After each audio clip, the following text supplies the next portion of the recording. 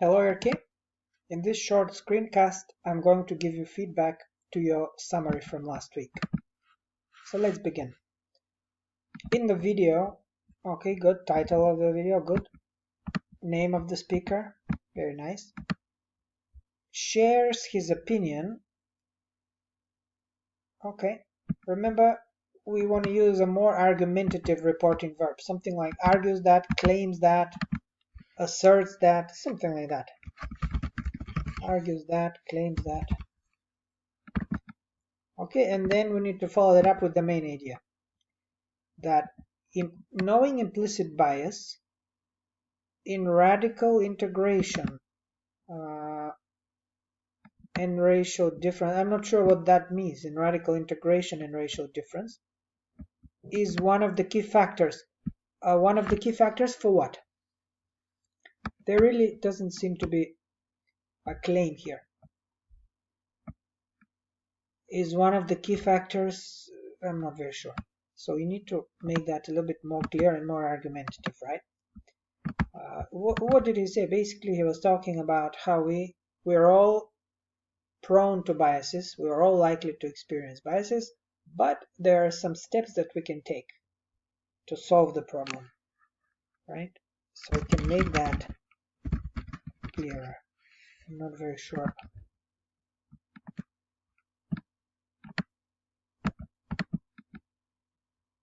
Is the key factors of what? So examining our own biases is one of the key factors in what? In solving the problem of discrimination or something like that. Basically, try to be very simple. That's what you need to do. And the video was mostly in two halves. And here you've actually done a good job. So first half was more or less the first half. He described the three characteristics. And then he talks about the three recommendations. So you've kind of followed that structure. Although you've discussed the characteristics at much greater length than the recommendations. So you probably want to expand that later on. So if given that that's the video, you can say that in the first sentence, because that's the main claim. The speaker argues that we all have our biases, but if we take the necessary steps, we can solve the problem of implicit biases, or something like that, right? Because here it's not very clear what radical integration is the key factor of what. See, there's something that's not being said here. You don't need a space here. Remember, we're writing one paragraph, so no need for a paragraph here. Okay, now you do a very good job of describing those three characteristics. That's what you need to do. Very good. I'm not sure about the linking phrase though. On the surface. Why on the surface? This is not very clear. I'm not sure what you're trying to say with that linking phrase, on the surface. First, the speaker discusses, something like that. The author has identified three main characteristics of implicit bias. Good. First, the speaker states that implicit bias works at the subconscious level. There we go. That is very clear. Very nice. Secondly, the main characteristic, or a second characteristic of implicit biases is that, okay, that's incomplete here, is that subconsciously protect. There's no grammatical subject here. There's no who protects, that they protect your beliefs and values. And here, instead of your, I think it's much better to use the first person, our, and you can keep talking about we, our beliefs. We need to do that, right? We're sort of part of the audience of this video. Okay, so the characteristic is that biases, or they, consciously protect your beliefs. I'm not sure. How do they protect our beliefs? I don't know what that means here. Biases protect our beliefs and values. Yeah, that's not very clear. However, unconsciously, your association is possible completely different. Okay, I sort of understand what you're saying, but this first part is very unclear. So I would just say rephrase the whole thing to make it very clear. Now, how would you describe that more simply? How would more clear? How would you describe that? The first characteristic, or the second characteristic, sorry. It was basically saying that we think we believe one thing, our conscious beliefs, our consciously stated beliefs, we may think that we are all about diversity and we're all liberal and egalitarian, but really we still have biases that often contradict our beliefs. So you can basically say the second main characteristic of implicit biases is that they are often contradictory to our own conscious beliefs. And that's it. That's all we need to say. Okay? Much more clear, more concise, more easy to understand. The third characteristic is automatic associations between people. Now he does mention automatic associations, but it's not very clear what the characteristic is. Especially this automatic association between people and objects. But what are we saying about these automatic associations? So again, you want to make that clear. You want to explain that a little bit. And basically what he was saying was that when we encounter people or objects, we often form automatic associations. And these automatic associations in turn trigger our biases. So it's kind of like a chain reaction. You see someone, you react to them automatically, and he called them quick and automatic associations. And that in itself leads you to form a bias, or leads us to form a bias. So I can explain that a little bit more, right? Because just saying associations between people and objects, again, that's not clear enough. What are these associations? What are these people and objects, right? Moreover, the author asserts the three reasons. Okay, explains. Actually, you don't need to call them reasons necessarily. He does call them reasons. But what they are, they're really recommendations. These are things that we need to do, the necessary steps that we need to take. And remember, you can also include those in your first sentence. There are some steps that we can take to solve the issue. So these reasons or recommendations, if you will, you can again list them. 1, 2, 3. First, the first recommendation, and again you could use his name, Hockett, or the speaker, right? Like here, very nice speaker. The first, now here I'm not very sure what does that mean. Implicit bias encourages expanding diagnosis. Again, this is very unclear.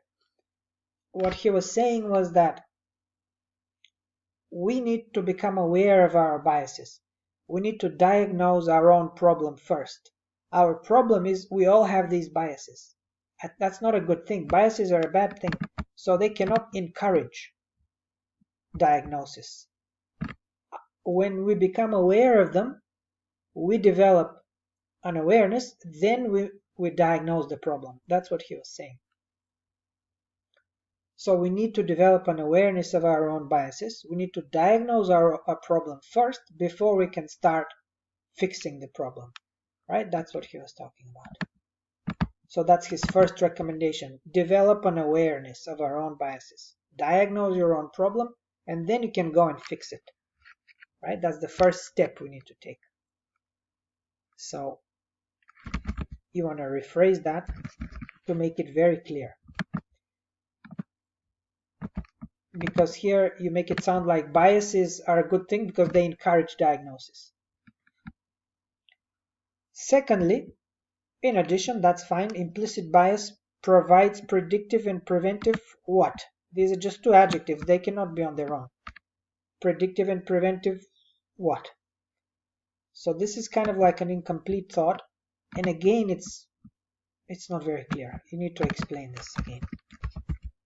And what he was talking about was that we need, our approach to our biases needs to be preventive and predictive. And what he meant by that was basically we need to, when we are aware, in the first step we become aware of our biases. The second step is, now that we know if we are likely to experience bias in a specific situation, we need to do everything possible to prevent that bias. So it's all kind of in the imagination. I am imagining, okay, today I'm going to the supermarket, right? I'm going to meet these people there. Am I likely to experience bias, for instance? Or I'm going to a neighborhood. Am I likely to see people that will trigger biases in me? I need to be able to predict those situations. And then when I am in that situation, when I find myself in a situation like that, I'll do everything possible to avoid it. So basically, you can say it very concisely. You can say something like, we need to predict situations which can possibly trigger biases and do everything possible to avoid those biases. Something like that, right? That will explain this predictive and preventive approach that he's talking about. But it's an approach to biases. It's not that the bias provides something predictive, right? Now, why nonetheless? I'm not very sure about that one. Nonetheless suggests opposition. So here, the linking word, you can just say finally, or a final recommendation Hockett gives, or something like that. Implicit bias helps reduce shaming. I'm not very sure about that. He's not saying that they reduce shaming, actually. The bias is a bad thing again. It doesn't help. It's a problem. And as a problem, it needs to be discussed openly and without shame. That's what he was talking about. So the third recommendation, remember these are 3 recommendations. So the third one is basically we need to engage in open discussion.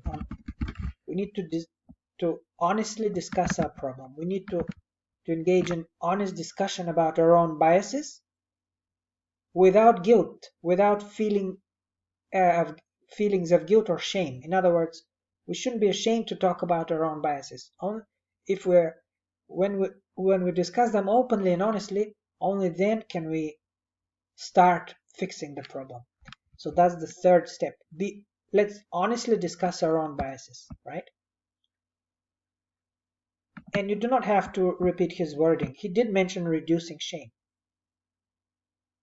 So I think it'd be more clear just to say we need to engage in open discussion, but without feeling guilty or without feeling ashamed, something like that. As a consequence, it leads to achieving more as human beings. This is very broad. It leads to achieving more as human beings. There is no need for this. It's just too general. Just say that his third recommendation is we need to engage in honest discussion. That's it. Without guilt or shame. In conclusion, Hockett points out, okay, good, that everyone needs someone to support her at all times. Okay, comma, it is difficult to achieve external changes without internals. Yeah, okay. I know what you're talking about, but it's a little bit unclear how we connect these two, especially with the comma. It doesn't really work here. First of all, he did say we need someone to be crazy, something like somebody needs to have someone be irrationally crazy about them, but that's just something he said. That doesn't really support anything. It's not really a supporting idea. The idea was that you need to start looking from the inside. First, we need to work on ourselves, then we can produce positive change in the world. That's the final thought, and you can say that. Okay? Something like that. But overall, good work. Good work here.